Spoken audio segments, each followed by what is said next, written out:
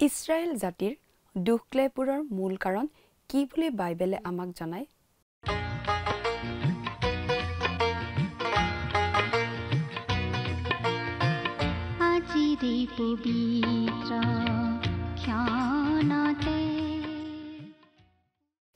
দৰ্শকসকললৈ খ্ৰীষ্টীয় প্ৰেমৰ নমস্কাৰ আগবঢ়াই আমাৰ ভক্তিবচন অনুষ্ঠানলৈ আদৰণি জনাইছোঁ। খ্ৰীষ্টীয় বিশ্বাসী লোকসকলৰ বাবে বিশেষভাৱে প্ৰস্তুত কৰা বাইবেল অধ্যয়নৰ এই ধাৰাবাহিক অসমীয়া অনুষ্ঠানটিত বাইবেলৰ গোটেই ৬৬খন পুস্তকৰে অধ্যয়ন কৰা হ'ব। বাইবেলৰ প্ৰতিখন পুস্তকৰ প্ৰতিটো পদ পঢ়ি তাৰ ওপৰত সহজ সৰলভাৱে ব্যাখ্যা আগবঢ়াবলৈ চেষ্টা কৰা হ'ব। ইয়াৰ যোগেৰে দৰ্শকসকলে গোটেইখন বাইবেল চোৱাৰ আৰু বুজি পোৱাৰ এটা সুযোগ পাব।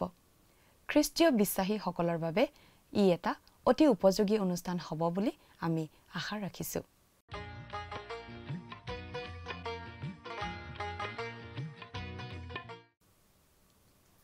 প্ৰিয় দৰ্শক, আমাৰ আগৰটো অনুষ্ঠান যদি আপুনি চাইছিল তেনেহ'লে আপোনাৰ নিশ্চয় মনত আছে যে আমি আগৰ অনুষ্ঠানত বাইবেলৰ পুৰণি নিয়ম খণ্ডৰ যিচয়া ভাৱবাদীৰ পুস্তকখনৰ ৮ নম্বৰ অধ্যায়ৰ ১ নম্বৰ পদৰ পৰা ১৮ নম্বৰ পদলৈকে পঢ়ি তাৰ ভিত্তিত আলোচনা আগবঢ়োৱা হৈছিল। আজিৰ অনুষ্ঠানত যিচয়া পুস্তকৰ ৮ নম্বৰ অধ্যায়ৰ ১৯ নম্বৰ পদৰ পৰা ৯ নম্বৰ অধ্যায়ৰ ৫ নম্বৰ পদলৈকে পঢ়ি তাৰ ভিত্তিত আলোচনা আগবঢ়োৱা হ'ব। ৭ পৰা ১২ নম্বৰ অধ্যায় পৰ্যন্ত আমি পাওঁ যিচয়া ভাৱবাদীয়ে আহছ ৰজাৰ ৰাজত্ব কালত দিয়া ভাৱবাণীবোৰৰ এটা শৃংখলা। এই ৮ নম্বৰ অধ্যায়টো যথেষ্ট তাৎপৰ্যপূৰ্ণ, কাৰণ ইয়াত অছুৰৰ ৰজাই ইমানুৱেলৰ দেশ আক্ৰমণ কৰাৰ ভৱিষ্যতবাণী কৰা হৈছে। মানুহবোৰলৈ বাৰ্তাটো এয়ে আছিল যে স্বৰ্গত থকা ঈশ্বৰক ভয় কৰি সহায় বিচাৰি তেওঁৰ ফালে চাব লাগে। তেওঁ হয় তেওঁলোকৰ পৰিত্ৰাণ হ'ব, নহ'লে তেওঁলোকৰ বাবে উজুতি খোৱা শিলস্বৰূপ হ'ব। প্ৰভু যীশুৱেও কৈছিল যে তেওঁ এটা শিল হয়। আমি সেই শিলটোৰ ওপৰত পৰিম আৰু পৰিত্ৰাণৰ বাবে তেওঁত ভৰসা কৰিম, নহ'লে তেওঁ অৰ্থাৎ শিলটো আমাৰ ওপৰত পৰিব, আমাৰ বিচাৰ কৰিব। আমাৰ হাতত দুটা বিকল্প আছে, হয় তেওঁক গ্ৰহণ কৰিব পাৰে, নহয় তেওঁক প্ৰত্যাখ্যান কৰিব পাৰে। মানুহবোৰৰ মাজত আজিকালি অলৌকিক বিদ্যা, আত্মাৰ জগত আৰু ভূত প্ৰেত আদিৰ বিষয়ে চিন্তাধাৰাৰ এক বৃহৎ পৰিৱৰ্তন ঘটা দেখা যায়। পশ্চিমীয়া দেশত আনকি শয়তানৰ গীৰ্জা আছে বুলিও জনা যায়। সেই গীৰ্জাৰ সদস্যসকলে শয়তানৰ সেৱা পূজা কৰে। আজি বহুতেই শয়তানক পূজা কৰি আছে। আনকি খ্ৰীষ্টীয় বিশ্বাসীসকলৰ মাজৰো অনেকে নানাবিধ অলৌকিক বিদ্যাত ডুব গৈ আছে। বহুতে অসুচী আত্মা খেদোৱাৰ কথা কৈ থাকে, কিন্তু ঈশ্বৰৰ অনুগ্ৰহ আৰু ঈশ্বৰৰ বাক্যৰ শুভবাৰ্তা প্ৰচাৰ কৰাতেই খ্ৰীষ্টীয় বিশ্বাসীসকল লাগি থকা উচিত। সেইটোৱেই সকলো অসুচী আত্মাৰ সমস্যাটোৰ মোকাবিলা কৰিব। কিছুমান মানুহে এইবোৰ বিশ্বাস নকৰে যে ইয়াত কোনো বাস্তৱতা নাই বুলি ক'ব বিচাৰে, কিন্তু ই বাস্তৱ, ঠিক যেনেকৈ শয়তান বাস্তৱ। ঈশ্বৰে আমাক ইয়াৰ বিৰুদ্ধে সতৰ্ক কৰি দিয়ে। কথাবোৰ অধিক বহলাই চাবলৈ আহকচোন এতিয়া আমি মূল আলোচনাটোৰ মাজলৈ আগবাঢ়ি যাওঁ। আমাৰ মহান ত্ৰাণকৰ্তা প্ৰভু যীশুখ্ৰীষ্টৰ নামত নমস্কাৰ। প্ৰিয় শ্ৰোতা, আশা কৰোঁ আপুনি ভালে কুশলে আছে। প্ৰিয় শ্ৰোতা, আপুনি বাৰু আমাৰ এই ভক্তিবচন অনুষ্ঠানটো নিয়মিতভাৱে শুনি আছেনে? যদিহে আপুনি শুনি আছে তেনেহ'লে নিশ্চয় জানে যে আমি আজি ভালেমান দিন ধৰি বাইবেলৰ পুৰণি নিয়ম খণ্ডৰ যিচয়া ভাৱবাদীৰ পুস্তকখন অধ্যয়ন কৰি আছোঁ, নহয় জানো? এইখন এখন যথেষ্ট দীঘলীয়া পুস্তক। ইয়াত ৬৬টা অধ্যায় আছে। এই পুস্তকখন আমি যিমান পাৰোঁ সহজ সৰলভাৱে আলোচনা কৰি গৈছোঁ, আৰু এই পুস্তকখন হৈছে এখন ভাৱবাণীমূলক পুস্তক। অৰ্থাৎ ইয়াৰ যোগেৰে ঈশ্বৰে তেওঁৰ ভাৱবাদী যিচয়াৰ যোগেদি মানুহৰ আগত কিছুমান কথা ঘোষণা কৰিছিল। ভাৱবাণী মানে ভৱিষ্যতবাণী কিছুমানো জনাই দিছিল। তাৰে কিছুমান ফলিয়াই গৈছে আৰু কিছুমান এতিয়াও ফলিয়াবলৈ বাকী আছে। যোৱা অনুষ্ঠানত আমি ৮ নম্বৰ অধ্যায়ৰ ১৮ নম্বৰ পদলৈকে পঢ়ি আমাৰ আলোচনা আগবঢ়াই নিছিলোঁ। যোৱা অনুষ্ঠানৰ শেষৰ পিনে আমি ঈশ্বৰৰ শক্তিৰ ওপৰত নিৰ্ভৰ নকৰি নিজৰ শক্তিৰ ওপৰত নিৰ্ভৰ কৰা দেশবিলাকক ঈশ্বৰে কিদৰে সাৱধান কৰি দিছিল সেই বিষয়ে জানিব পাৰিছিলোঁ। ঠিক একেদৰে প্ৰভু যীশুখ্ৰীষ্টৰ যোগেদি ঈশ্বৰে দান কৰা ধাৰ্মিকতা, দয়া, অনুগ্ৰহৰ ওপৰত নিৰ্ভৰ নকৰি নিজৰ ধাৰ্মিকতা, ভাল কাম, আধ্যাত্মিকতাৰ ওপৰত নিৰ্ভৰ কৰা সকলক ঈশ্বৰে কিদৰে সাৱধান কৰি দিয়ে সেই বিষয়ে 8 নম্বৰ অধ্যায়ৰ 19 আৰু 20 নম্বৰ পদ আমি পাঠ কৰিছোঁ। শুনিবচোন। যিচয়া 8 নম্বৰ অধ্যায়ৰ 19 আৰু 20 নম্বৰ পদ। আৰু ভূত পোহা, গুণমন্ত্ৰ জানোতা, চিঞোতা আৰু ভুনভুনাওতাবিলাকৰ গুৰিত তোমালোকে সোধা। এই বুলি যেতিয়া কোনোৱে তোমালোকক ক'ব, তেতিয়া ক'বা, লোকবিলাকে জানো নিজৰ ঈশ্বৰক নুসুধিব? তেওঁবিলাকে জানো জীয়াবিলাকৰ অৰ্থে মৃতবোৰক সুধিব? ব্যৱস্থা আৰু সাক্ষ্য সোধা। এই বাক্য অনুসাৰে যদি লোকবিলাকে নকয়, তেন্তে নিশ্চয় তেওঁবিলাকলৈ প্ৰভাত নহ'ব।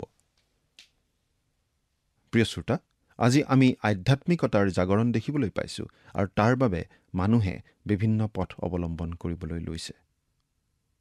কিন্তু আচল কথাটো হ'ল, সত্য ঈশ্বৰক বাদ দিয়া মানেই হ'ল শয়তানক অনুসৰণ কৰা। আৰু তাৰ প্ৰতিফল কি, এই বিষয়ে লেবিয়া পুস্তক 20 নম্বৰ অধ্যায়ৰ 27 নম্বৰ পদত এনেদৰে লিখা আছে। যি পুৰুষ বা স্ত্ৰীয়ে ভূত পুহিব বা গুণমন্ত্ৰ কৰিব, তাৰ প্ৰাণদণ্ড অৱশ্যে হ'ব। লোকবিলাকে সিহঁতক শিল দলিয়াই বধ কৰিব। সিহঁতৰ ৰক্তপাতৰ দোষ সিহঁতৰ গাতে থাকিব। আকৌ 2 বিৱৰণ পুস্তকৰ 18 নম্বৰ অধ্যায়ৰ 10 পৰা 12 নম্বৰ পদলৈ এইদৰে কোৱা হৈছে। নিজ পুঁজিক জুইৰ মাজেদি গমন কৰাওঁতা, মংগল চাওঁতা, গণক, লক্ষণ চাওঁতা, মায়াবী, মন্ত্ৰ গাওঁতা, ভূত পুহুতা, গুণী, মৰা মানুহৰ আত্মাৰ পৰামৰ্শ লওঁতা, এনে লোক তোমাৰ মাজত পোৱা যাব নালাগে। কিয়নো তেনেবোৰ কাৰ্য কৰা লোক ঈশ্বৰৰ ঘিনলগীয়া। ঈশ্বৰৰ এই সাৱধান বাণী সত্ত্বেও আজি দেৱপূজকৰ সংখ্যা দিনক দিনে বাঢ়িব লাগিছে। আনকি কিছুমান ঠাইত আজিকালি শয়তানক চিধাচিধি উপাসনা কৰা মণ্ডলীও স্থাপিত হৈছে। আমাৰ দেশত এনেকুৱা ধৰণৰ গুণমন্ত্ৰৰ যথেষ্ট প্ৰভাৱ আছে, কিন্তু ঈশ্বৰৰ দৃষ্টিত এইবিলাক অতি ঘিনলগীয়া কাৰ্য, এইবুলি বাইবেলত স্পষ্টভাৱে জনাই দিয়া হৈছে। এতিয়া 21 আৰু 22 নম্বৰ পদ পাঠ কৰি দিম, শুনিবচোন।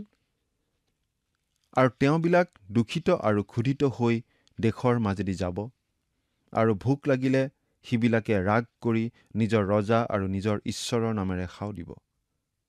তেওঁবিলাকে ওপৰলৈ দৃষ্টি কৰিব আৰু পৃথিৱীলৈ চাব, আৰু চোৱা, সংকট, আন্ধাৰ আৰু দুখ দিওঁতা অন্ধকাৰ আৰু ঘোৰ অন্ধকাৰৰ মাজলৈ তেওঁবিলাকক খেদোৱা হ'ব। প্ৰিয় শ্ৰোতা, ইয়াত অতি স্পষ্টকৈ কোৱা হৈছে যে যিসকলে আত্মিকতাৰ বাবে ঈশ্বৰৰ ব্যৱস্থালৈ পিঠি দি আন ব্যৱস্থা লয়, নানা যাদু মন্ত্ৰ কৰা, গুণমন্ত্ৰ কৰা, জ্যোতিষী পণ্ডিত আদিৰ আশ্ৰয় লয় বা আন ধৰণৰ ধাৰ্মিকতাৰ আশ্ৰয় লয়, তেওঁলোকৰ শেষ গতি একেবাৰে অন্ধকাৰ আৰু দুখজনক। ঈশ্বৰক বাদ দি আন ব্যৱস্থা ল'লে মানুহৰ কি অৱস্থা হয়, সেই কথা বাৰে বাৰে বাইবেলত সোঁৱৰাই দিয়া হৈছে। এই কথা জনাৰ পাছত আমি নিজৰ বিষয়ে চিন্তা নকৰাকৈ থকা উচিত নহ'ব। 8 নম্বৰ অধ্যায়ৰ আলোচনা আমি ইমানতেই সামৰিছোঁ হওক। আৰু এতিয়া আমি আগবাঢ়োঁ 9 নম্বৰ অধ্যায়লৈ। এই 9 নম্বৰ অধ্যায়ৰ মূল বিষয়টো হ'ল দাউদৰ সিংহাসনলৈ আহিবলগীয়া সন্তানটিৰ বিষয়ে ভৱিষ্যৎবাণী। সেই সন্তানটিৰ প্ৰথম আগমনৰ দুখদায়ক চিনবিলাক, আৰু তাৰ পাছতেই দ্বিতীয় আগমনৰ বিৱৰণ।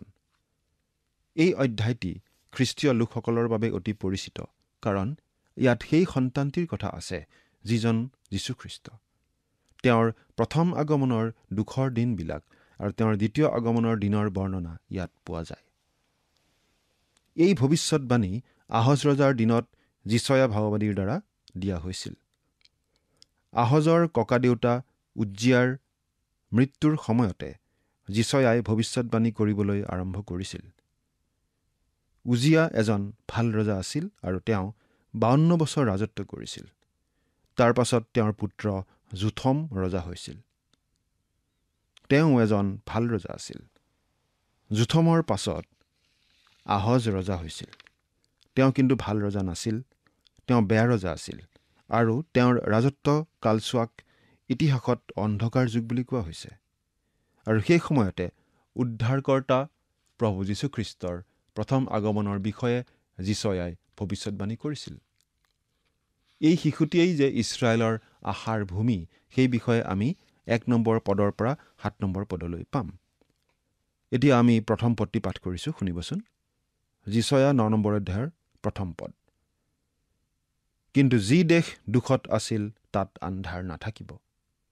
তেওঁ আগৰ কালত জবুলুন আৰু নপ্তালি দেশক নিঃ অৱস্থালৈ আনিছিল, কিন্তু অন্তিম কালত সমুদ্ৰৰ ওপৰৰ পথ, জৰ্দনৰ পাৰ, জাতিবিলাকৰ গালিল মৰ্যাদাৱন্ত কৰিলে।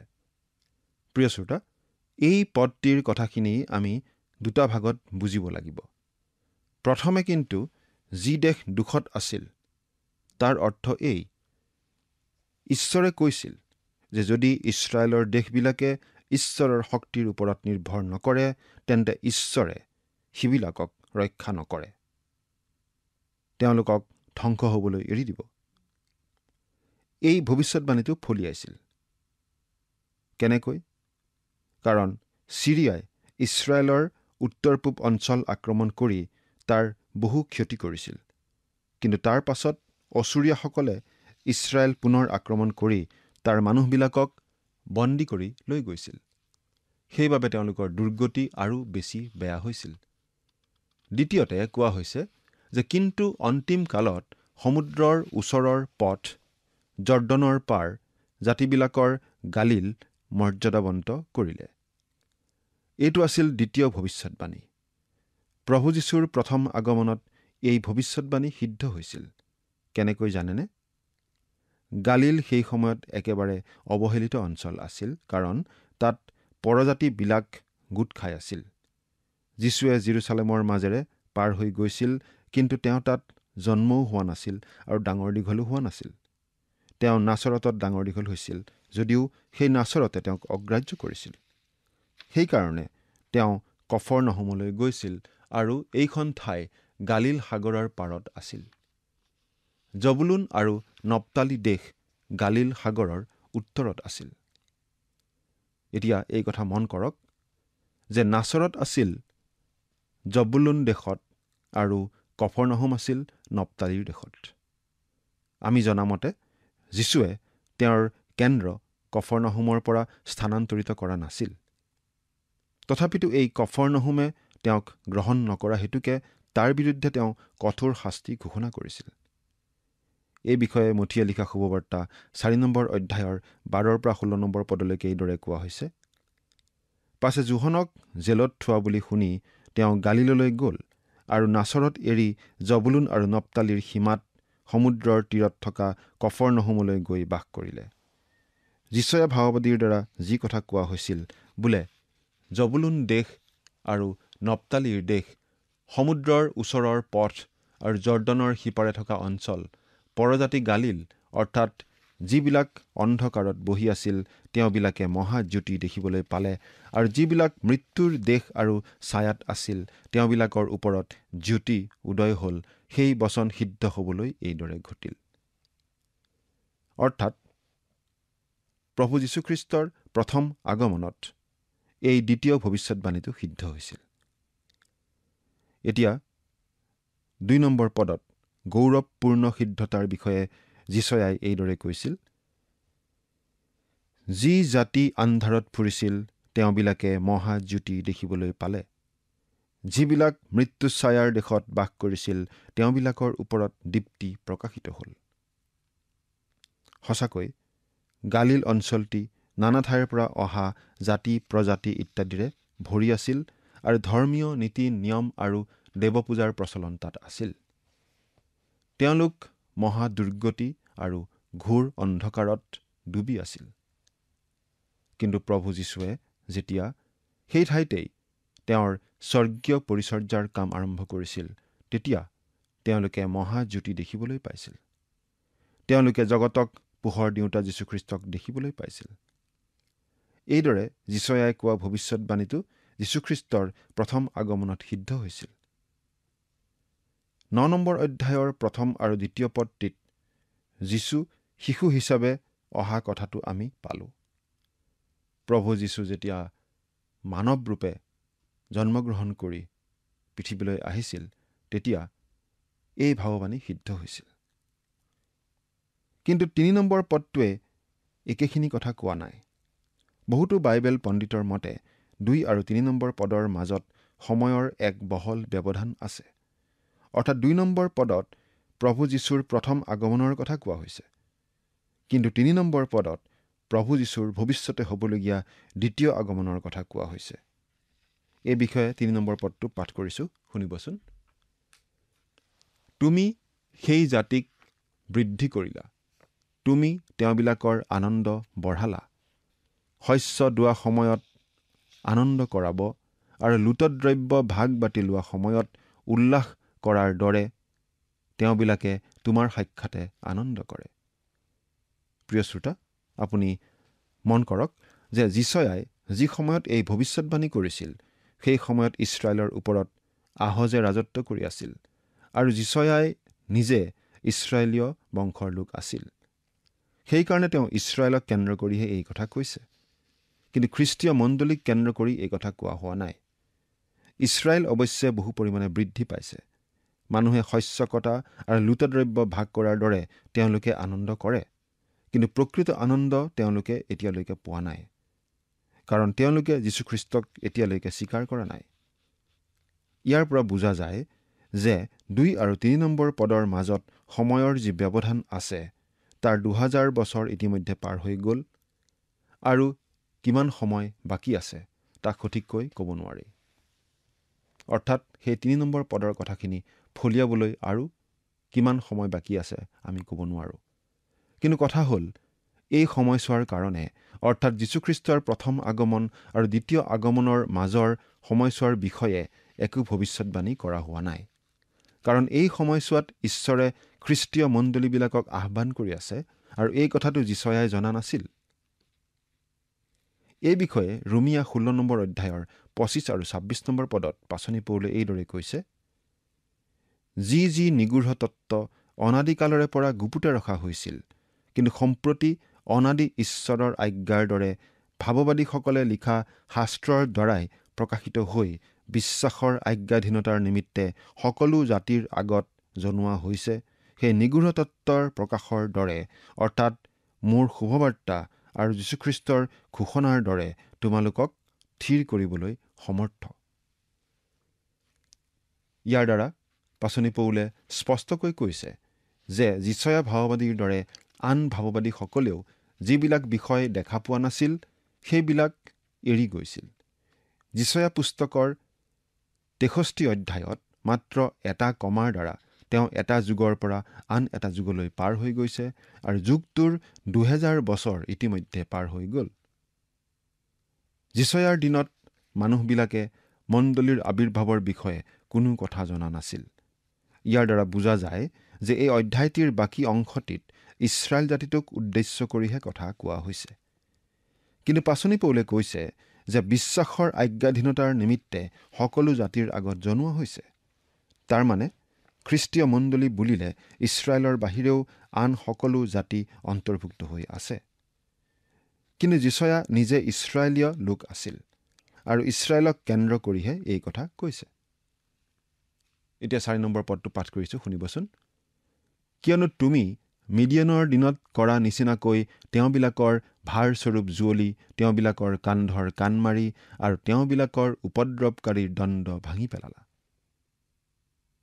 প্ৰিয় শ্ৰোতা, ইছৰাইলৰ কষ্টৰ জুৱলি কেতিয়া ভঙা হ'ব বাৰু? প্ৰভু যীশুখ্ৰীষ্ট যেতিয়া পুনৰ ঘূৰি আহিব, যেতিয়া তেওঁ এই পৃথিৱীত তেওঁৰ 1000 বছৰীয়া ৰাজ্য, তেওঁৰ 1000 বছৰীয়া ন্যায় শাসন স্থাপন কৰিবলৈ আহিব, তেতিয়া ইছৰাইল জাতিৰ সেই কষ্টৰ জুৱলি ভঙা হ'ব। আজি বাৰু ইছৰাইল জাতিয়ে প্ৰকৃত শান্তি উপভোগ কৰিব পাৰিছেনে? উপভোগ কৰিব পৰা নাই। কিয় উপভোগ কৰিব নোৱাৰে বাৰু? আজি কিয় তেওঁলোক বিশ্বৰ বিভিন্ন দেশত সিঁচৰতি হৈ থাকিবলগীয়া হৈছে? এই সকলো কষ্ট তেওঁলোকে সহিবলগীয়া হৈছে কাৰণ যিজনে তেওঁলোকক শান্তি দিবলৈ আৰু উদ্ধাৰ কৰিবলৈ আহিছিল সেইজন যীশুখ্ৰীষ্টক তেওঁলোকে অস্বীকাৰ কৰিছিল। সেইকাৰণে তেওঁলোকৰ কান্ধৰ পৰা শাস্তিৰ জুৱলি আঁতৰা নাই। আৰু শাস্তি দিওঁতাৰ লোহাৰ দণ্ডও এতিয়ালৈকে ভঙা হোৱা নাই। আৰু প্ৰভু যীশুখ্ৰীষ্টৰ সেই দ্বিতীয় আগমন নোহোৱালৈকে তেওঁলোক সেই দণ্ডৰ পৰা, সেই কষ্টৰ পৰা হাত নাসাৰিব। 5 নম্বৰ পদটো পঢ়ি দিছোঁ, শুনিবচোন। কাৰণ ঘোৰ যুদ্ধত সুসজ্জিত থকা সৈন্যৰ সকলো প্ৰকাৰ সাজ আৰু তেজেৰে লেটিপেটি হোৱা পোছাক জুইৰ খৰি কৰি পুৰা যাব। প্ৰিয় শ্ৰোতা, ইছৰাইলৰ ওপৰত কেনেকুৱা অত্যাচাৰ চলিছিল তাৰ উদাহৰণস্বৰূপে ঘটনা এটা শুনিলে আপুনি বুজি পাব। আজিৰ পৰা কেইবছৰমান আগতে এখন চহৰত অলিম্পিক খেল হৈছিল। আৰু সেই অলিম্পিক খেলতেই যিহুদী বহুতো ডেকা খেলুৱৈক উগ্ৰপন্থীয়ে হত্যা কৰিছিল। তাৰ পাছত মৰাশবিলাকক ইছৰাইল দেশলৈ উভতাই পঠোৱা হৈছিল। আৰু তাকে দেখি গোটেই ইছৰাইলৰ মানুহবিলাকে বিলাপ কৰি কৰি কান্দিছিল। এই সকলো ঘটিছিল কাৰণ শান্তিৰাজ আৰু উদ্ধাৰকৰ্তা প্ৰভু যীশুখ্ৰীষ্টক তেওঁলোকে অস্বীকাৰ কৰি আহিছে। পৃথিৱীত যেতিয়া মহাক্লেশ ঘটিব, এই পৃথিৱীৰ পৰা খ্ৰীষ্টীয় মণ্ডলীক উত্তোলিত কৰি লৈ যোৱাৰ পাছত পৃথিৱীত এই মহাক্লেশ ঘটিব। আৰু সেই মহাক্লেশৰ কালছোৱাত ইছৰাইলৰ ওপৰত আৰু বেছি অত্যাচাৰ আৰু অন্যায় চলিব। তেওঁলোকে তাৰ পৰা মুক্তি পাবলৈ একো উপায় বিচাৰি নাপাব। আৰু তেওঁলোকে হাহাকাৰ কৰি কান্দিব। তেতিয়া তেওঁলোকক উদ্ধাৰ কৰিবলৈ প্ৰভু যীশুখ্ৰীষ্ট আকৌ আহিব আৰু তেওঁলোকক উদ্ধাৰ কৰিব। ইয়াৰ পৰা আমি জানিব পাৰোঁ যে 9 নম্বৰ অধ্যায়ৰ 2 নম্বৰ পদ আৰু 3 নম্বৰ পদৰ মাজত এটি বিৰাট সময়ৰ ব্যৱধান আছে। 2 নম্বৰ পদৰ কথাখিনি ইতিমধ্যে ফলিয়াই গ'ল, কাৰণ এই 2 নম্বৰ পদৰ যোগেদি যীশুখ্ৰীষ্টৰ প্ৰথম আগমনৰ কথা কোৱা হৈছে। কিন্তু 3 নম্বৰ পদৰ যোগেদি বৰ্তমানৰ কথা কোৱা হোৱা নাই, কিন্তু প্ৰভু যীশুখ্ৰীষ্টৰ ভৱিষ্যতে হ'বলগীয়া দ্বিতীয় আগমনৰ কথাহে কোৱা হৈছে। প্ৰিয় শ্ৰোতা, আপুনি আজি বিশ্বাস কৰকেই বা নকৰক, প্ৰভু যীশুৰ দ্বিতীয় আগমন হ'বই। আৰু আপুনি মৰি গ'লেও এবাৰ হ'লেও প্ৰভু যীশুৰ আগত থিয় হ'বই লাগিব। কিন্তু কথা হ'ল, আজি যদি আপুনি তেওঁক চিনি নাপায়, তেন্তে মৃত্যুৰ পাছত যেতিয়া আপুনি তেওঁৰ আগত থিয় হ'ব, তেতিয়া তেওঁ আপোনাক চিনি নাপাওঁ বুলি ক'ব। কথাটো শুনিবলৈ অলপ টান লগা কথা, আৰু কথাটো আমি নিজে বনাই কোৱা কথাও নহয়। এই কথা বাইবেলে আমাক স্পষ্টভাৱে জনাই দিছে, কাৰণ আমি জনাটো দৰকাৰ, কাৰণ জানিলেহে আমি নিজকে তাৰ বাবে প্ৰস্তুত কৰিব পাৰিম। যদিহে আমি প্ৰভু যীশুক এই জীৱন্ত অৱস্থাতেই চিনি নাপাওঁ, মৃত্যুৰ পাছত আমি যেতিয়া তেওঁৰ সন্মুখত থিয় হ'ব লাগিব, তেতিয়া তেওঁ আমাক চিনি নাপাওঁ বুলি ক'ব। তেতিয়া আমি তেওঁক প্ৰভু প্ৰভু বুলি চিঞৰিলেও কোনো লাভ নহ'ব। তেতিয়া আৰু তেওঁ আমাক ৰক্ষা নকৰিব। তেওঁৰ আগৰ পৰা আমাক নৰকৰ অগ্নিকুণ্ডত পেলাবলৈ খেদি পঠোৱা হ'ব। এই বিষয়ে বাইবেলত অতি স্পষ্টভাৱে লিখা আছে। আৰু যেতিয়া এনেদৰে অগ্নিকুণ্ডত পেলোৱা হ'ব, সেয়া হ'ব দ্বিতীয় আৰু অনন্ত মৃত্যু। কিন্তু এই দ্বিতীয় আৰু অনন্ত মৃত্যুৰ পৰা মানুহক ৰক্ষা পোৱাৰ উপায় ঈশ্বৰে দিছে। যদিহে এই মৃত্যুৰ পৰা আমি ৰক্ষা পাব বিচাৰোঁ, তেন্তে এয়াই সুসময়। আমি প্ৰভু যীশুক স্বীকাৰ কৰিব লাগিব। প্ৰভু যীশুক আমাৰ ত্ৰাণকৰ্তা বুলি এতিয়াই গ্ৰহণ কৰিব লাগিব, আৰু তেতিয়াহে আমি ৰক্ষা পাব পাৰোঁ। এয়া আমি বনাই কোৱা কথা নহয়, এয়া আমাৰ সৃষ্টিকৰ্তা ঈশ্বৰে আমাক জনোৱা কথা। তেওঁৰ জীৱন্ত বাক্য বাইবেল শাস্ত্ৰৰ যোগেৰেও এইবোৰ কথা তেওঁ আমাক জনাই আছে, আমাক শুনাই আছে। ঈশ্বৰে এনেদৰে জনোৱা কথালৈ আমি কাণ পতা উচিত। এই বাক্যলৈ অৱহেলা কৰি কোনো সাৰিব নোৱাৰে। প্ৰিয় শ্ৰোতা, আজিৰ এই আলোচনাটি শুনি আপুনি আত্মিকভাৱে উপকৃত হ'ব পাৰিছেনে নাই, আমালৈ চিঠি লিখি জনাবচোন। আৰু কিবা বিশেষ পৰামৰ্শ থাকিলেও আমাক লিখি জনাব। আজি আমি যিচয়া পুস্তকৰ 9 নম্বৰ অধ্যায়ৰ 5 নম্বৰ পদলৈকে আলোচনা কৰিলোঁ। অহা অনুষ্ঠানত 6 নম্বৰ পদৰ পৰা আলোচনা আৰম্ভ কৰিম। আপুনি অনুগ্ৰহ কৰি নুশুনাকৈ নাথাকিব। পৰৱৰ্তী অনুষ্ঠানত পুনৰ লগ পোৱাৰ আশাৰে আজিলৈ ইমানতেই সামৰিছোঁ। ঈশ্বৰ আপোনাৰ সহায় হওক।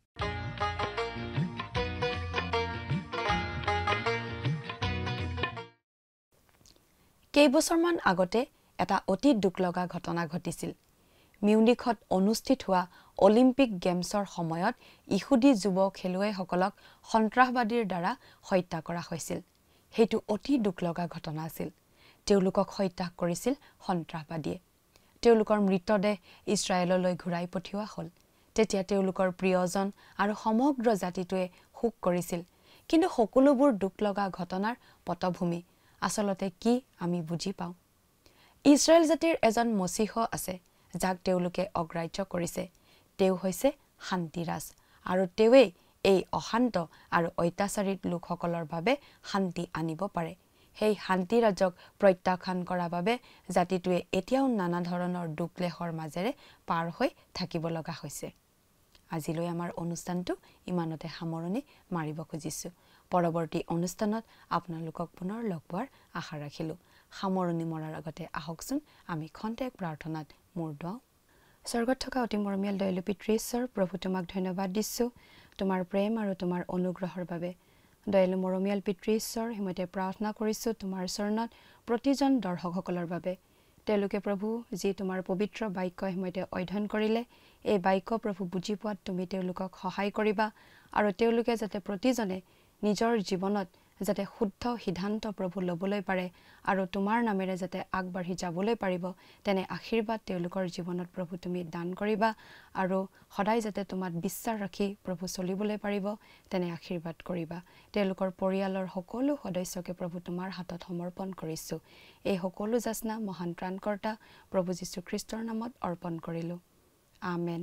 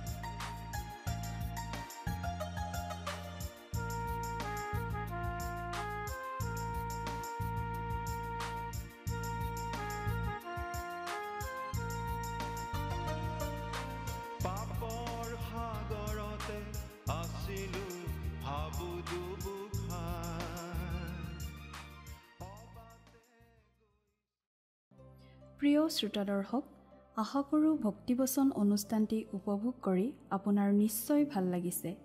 এই বিষয়ে আপোনাৰ মতামত জানিব পাৰিলে আমি নথৈ আনন্দিত হ'ম। আপোনাৰ যদি আমাৰ এই অনুষ্ঠানটি উপভোগ কৰি ভাল লাগিছে, তেন্তে অনুগ্ৰহ কৰি আমালৈ এটি মিছ কল দিয়কচোন। আপোনাৰ এটা মিছ কল আমাৰ বাবে অতি মূল্যৱান। প্ৰতিটো মিছ কল দিয়া সকলৰ মাজৰ পৰা এজন বিশেষ দৰ্শকক বাছি লৈ সপ্তাহৰ শেষত পুৰস্কৃতও কৰা হ'ব। মিছ কল দিয়া নম্বৰটো হৈছে 0444908125। আপোনাৰ যদি কিবা প্ৰাৰ্থনাৰ বিষয় থাকে বা অধিক জানিবলৈ ইচ্ছা কৰে, তেন্তে টেলিফোনৰ মাধ্যমেৰেও আমাক যোগাযোগ কৰিব পাৰে। আমাৰ টেলিফোন নম্বৰটো হৈছে 7429840242। আপুনি আমালৈ ইমেইল অথবা পত্ৰযোগেও যোগাযোগ কৰিব পাৰে। তাৰ বাবে আমাৰ ইমেইল ID আৰু পোষ্টেল এড্ৰেছটো টিভি পৰ্দাত চাই লওকচোন।